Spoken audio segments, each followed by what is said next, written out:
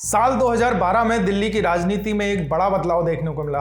सालों से सत्ता पर काबिज कांग्रेस को चैलेंज करने के लिए एक नई पार्टी मैदान में आई। नाम था आम आदमी पार्टी। ये पार्टी 2011 के अन्ना हजारे वाले लोकपाल आंदोलन से निकली थी।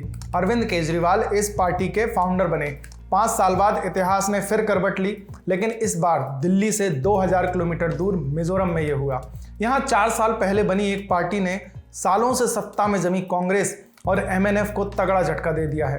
ये पार्टी है ZPM, ज़ोरम पीपल्स मूवमेंट। ZPM का छोटा लेकिन दिलचस्प इतिहास बताते हैं आपको। 1972 में मिजोरम को एक केंद्र शासित प्रदेश बनाया गया। अब तक ये असम राज्य का एक जिला हुआ करता था। ठीक 15 साल बाद मिजो नेशनल फ्रंट यानी MNF के आंदोलन के चलते पूर्ण राज्य का दर्जा मिला। लाल डेंगा जो मिजो आंदोलन के नेता थे, अब पूर्ण राज्य के पहले मुख्यमंत्री बन चुके थे। कुछ सालों बाद ही उनकी मौत हो गई।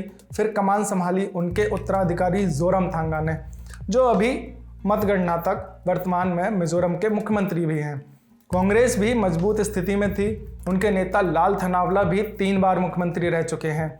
लेकिन राज्य बनने के बाद सत्ता की कमान या तो MNF या कांग्रेस के हाथ में रही। 2017 में 6 राजनीतिक पार्टियों ने मिलकर एक मूवमेंट बनाया जिसका नाम था ज़ोरम पीपल्स मूवमेंट। इन पार्टियों के नाम थे Mizoram people's conference, Zoram national party, Zoram exodus movement, Zoram decentralisation front, Zoram reformation front, Mizoram people's party.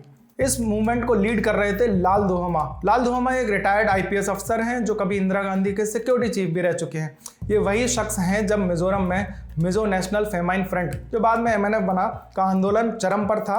MNF प्रमुख लाल डेंगा की लोकप्रियता बढ़ती जा रही थी। वो अलग देश की मांग के लिए हिंसा के रास्ते पर उतर आए थे।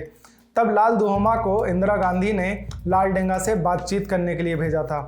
इसके अलावा लाल दुहोमा मिजोरम लोकसभा क्षेत्र से सांसद भी रह चुके हैं। लाल दुहोमा के बारे में हम किसी और खबर में विस्तार से बात करेंगे। फिलहाल लौटते हैं ZPM की तरफ। 2018 के विधानसभा चुनाव में ZPM वाले आंदोलनकारी समूह ने कुछ निर्दलीय उम्मीदवारों को अपना समर्थन दिया। कुल 40 में से 36 सीटों पर इस पार्टी के उम्मीदवार उतरे। ये सभी उम्मीदवार एक ही चुनाव चिन्ह और विचारधारा पर लड़े, जिनमें से 8 उम्मीदवारों ने जीत दर्ज की।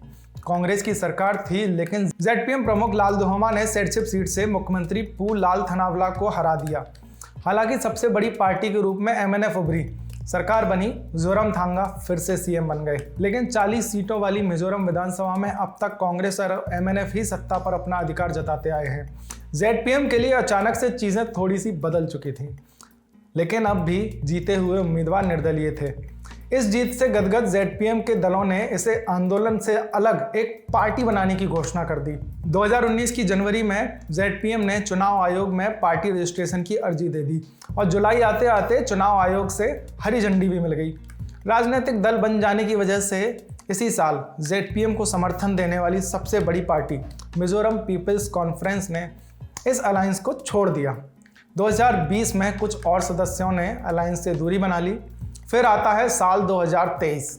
ये साल ZPM के लिए सबसे महत्वपूर्ण साल रहा। इसी साल लेंगलुई म्युनिसिपल काउंसिल के चुनाव हुए। ZPM ने उस चुनाव में सभी पार्टियों का सुपड़ा साफ कर दिया। काउंसिल में 11 की 11 सीटों पर जीत दर्ज की। मिजोरम में एक नया खिलाड़ी आ चुका था।